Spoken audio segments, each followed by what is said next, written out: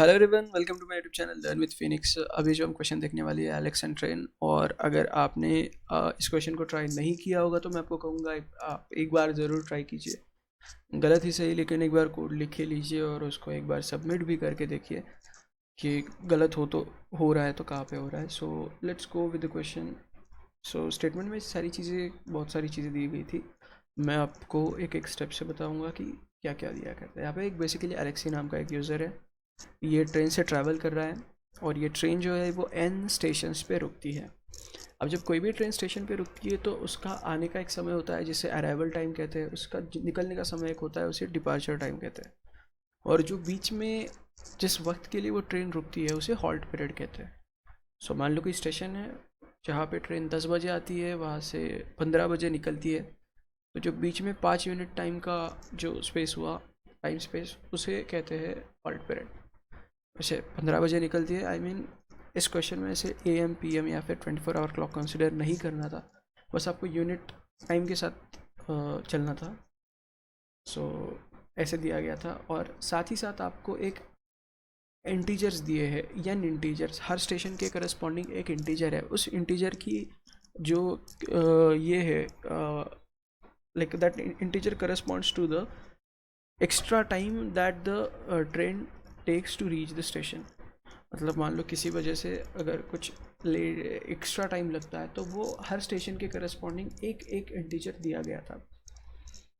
So train जो है वो दो condition. So guys, train leave करने के लिए भी दो कंडीशंस दी गई थी। फर्स्ट कंडीशन जो थी वो थी कि जो ट्रेन है उसका जो हॉल्ट पीरियड है, that the like train stays on the station for some particular unit of time and that time was bi minus ai by 2. And not only the division but also you have to consider the seal value of this particular division. So आपको bi minus ai को integer में नहीं लेना चाहिए इस वक्त में।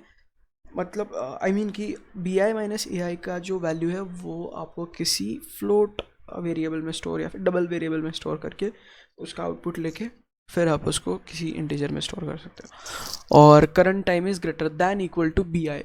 सो ये थी कि वहाँ से डिपार्ट करने के लिए दो कंडीशंस। तो हमें क्या बताना था? हमें ये बताना था कि जो लास्ट स्टेशन है जहाँ पे एलेक्स उतरेगा वहाँ पे ट्रेन कितने बजे जाती है। तो हम क्या करते हैं, जो क्वेश्चन में पूछा गया है हम उसके अकॉर्डिंग एक टेस्ट केस को हैंड रन कर लेते हैं, ठीक है। तो आपके सामने एक छोटे से बॉक्स में आपको एक सैम्पल इनपुट दिख रहा होगा जिसमें हम 5 स्टेशंस कंसिडर कर रहे हैं और हर स्टेशन के करस्पॉन्डिंग एक अराइवल और डिपार्चर टाइम एक्सपेक्टेड वाला जो है वो दिया गया है और करस्पॉन्डिंगली 5 इंटीजर्स दिए गए हैं जो करस्पॉन्ड करते हैं कि एक्स्ट्रा टाइम कितना लगेगा।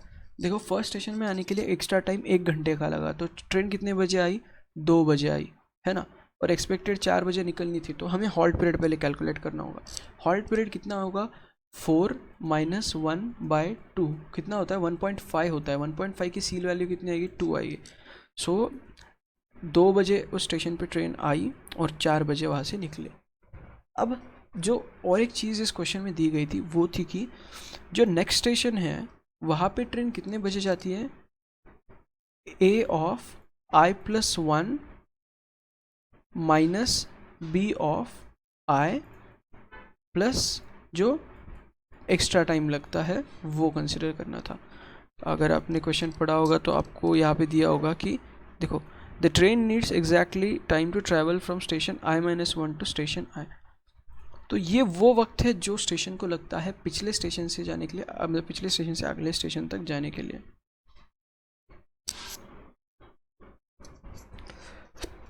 हाँ, सो यस, हम कहाँ पे थे? हाँ, ai+1 minus bi+t extra time. इसके कैलकुलेशन के हिसाब से लास्ट स्टेशन के डिपार्चर टाइम प्लस ये वाला time equals to the next station का अराइवल टाइम।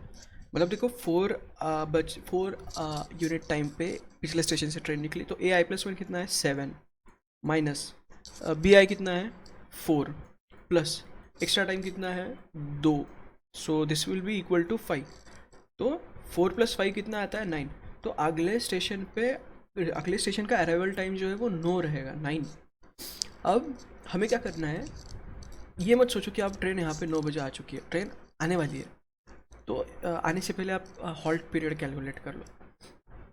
हॉल्ट पीरियड यानी क्या है कि कितने घंटे यहाँ पे रुकेगी, तो कितने घंटे रुकेगी, 8 minus 7 that will be equal to 0.1, और 1 डिवाइडेड बाई 2 है 0.5, मतलब आधे घंटे के लिए, आधे घंटे का सील वैल्यू 1 घंटा है, तो 1 घंटा यहाँ पे रुकेगा, मतलब जब आने वाली है ट्रेन तो 10 बजे यहाँ से निकलेगी। सो ऐसे आप करोगे। आपने पहले क्या करना है, पहले आने का टाइम देख लो, और जो हॉल्ट पीरियड है ना वो एक्सपेक्टेड वैल्यूज़ के साथ आप कैलकुलेट कर लो, ठीक है। और जो एक्सपेक्टेड हॉल्ट पीरियड आता है वो एक्चुअल अराइवल टाइम प्लस करके आपको डिपार्चर टाइम, मतलब ट्रेन यहाँ से 10 बजे निकलेगी, आप मैं क्या करूँगा कि नेक्स्ट स्टेशन पे कितने बजे निकलनी है, सेम फार्मूला, तो यहाँ पे क्या करूँगा मैं, 9 माइनस 8 ओरिजिनल वैल्यूज़ के साथ कैलकुलेट करना है, प्लस एक्स्ट्रा टाइम कितना है, 3, so this will be equal to 4 hours, तो 10 + 4 कितना है, 14 बजे अगले स्टेशन पे ट्रेन पहुंच जाएगी।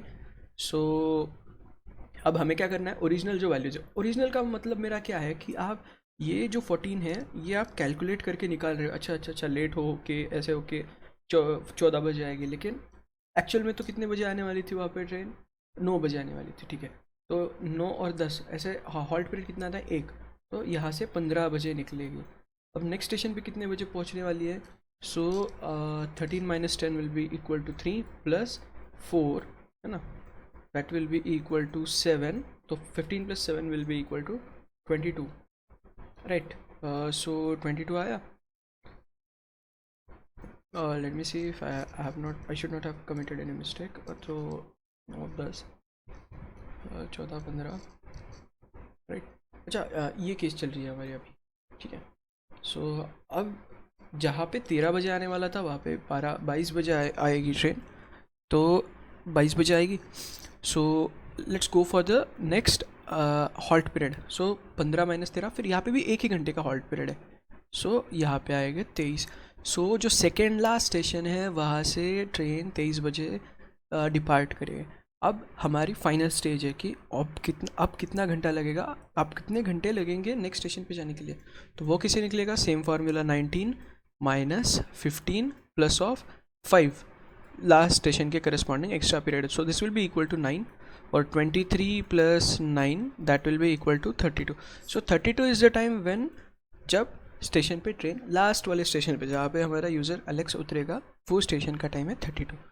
सो गाइज इस क्वेश्चन में ऐसा कुछ अलग से लॉजिक कुछ नहीं था, बस जो स्टेप्स हमें बताए गए थे हमें उनको एक एक करके प्रॉपरली स्टोर करना था। यहाँ पे गलती करने की चीज़ कहाँ पे थी, देखो यहाँ पे हमें सील वैल्यू चाहिए थी, तो शायद अगर आप उसको इंटीजर में यूज़ कर रहे होंगे तो ऑटोमेटिकली जब 4 - 1/3 करते हो तो फिर कुछ मतलब नहीं बनता, तो यहाँ पे आपको छोटे छोटे प्रिकॉशंस लेने थे।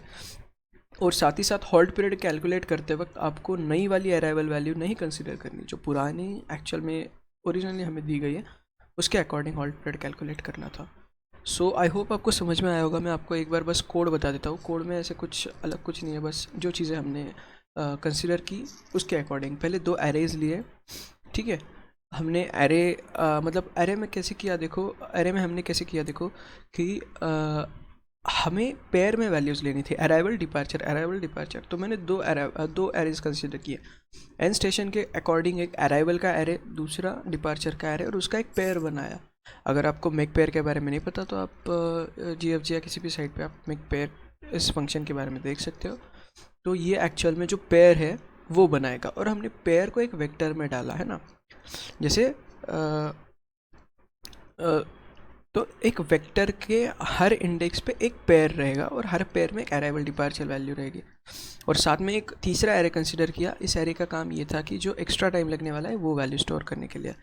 और हमने जो वेटिंग है, मैंने यहाँ पे वेट मतलब हॉल्ट पीरियड लगाया है, तो वो डबल में कंसिडर करेंगे ताकि जो सील वैल्यू कंसिडर करते हैं हम उसमें कोई गलती ना हो। जो ओरिजिनल वैल्यूज़ है, ओरिजिनल मतलब क्या कि जब नया वैल्यू मतलब कुछ मैनिपुलेशन होगा तब जब हम हॉल्ट पीरियड कंसिडर करेंगे तो वो हॉल्ट पीरियड 2 अलग वैल्यूज़ में स्टोर होना चाहिए, क्योंकि हमें हॉल्ट पीरियड एक्चुअल एरे के वैल्यूज़ के साथ कंसिडर करना है, ना कि नए वैल्यूज़ के साथ। So OJ and OK are my मतलब अराइवल टाइम के करस्पॉन्डिंग एक वेरिएबल है, और डिपार्चर टाइम के करस्पॉन्डिंग एक वेरिएबल है। और ओ नेक्स्ट जो है वो अगले स्टेशन का अराइवल टाइम। वो किस काम में आएगा हमारे, वो उस काम में आएगा कि जब हम नेक्स्ट स्टेशन पे पहुंचने में जो लगने वाला वक्त है उसके कैलकुलेशन में। उसके बाद कुछ नहीं, जो स्टेप्स हमें बताई गई थी हमने उस अकॉर्डिंग कंसिडर किया। अच्छा, एक कंडीशन और दी गई थी कि इन केस अगर जो स्टेशन पे अगर हॉल्ट पीरियड जो है ना, वो आपने देखा होगा कि मतलब हॉल्ट पीरियड के दौरान डिपार्चर का टाइम चेंज हो रहा था। तो हमने क्या किया है यहाँ पे, एक वेरिएबल काउंट 2 करके जो है उसमें हमने सेकंड की मतलब डिपार्चर टाइम हर एक का कंसिडर किया है, और काउंट 1 जो है वो एक्सपेक्टेड ट्रैवल टाइम है।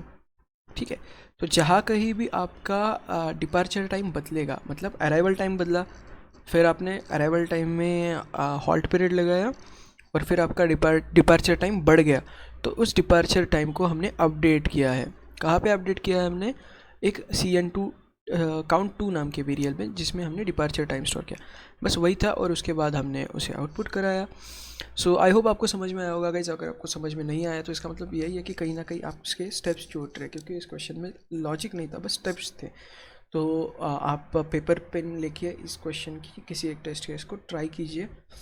आई होप आपको समझ में आया होगा। So thanks a lot for watching. अगर इस वीडियो को देख के अगर आपको कोई हेल्प हुई होगी तो आप चैनल को सब्सक्राइब कर सकते हो। Thanks a lot.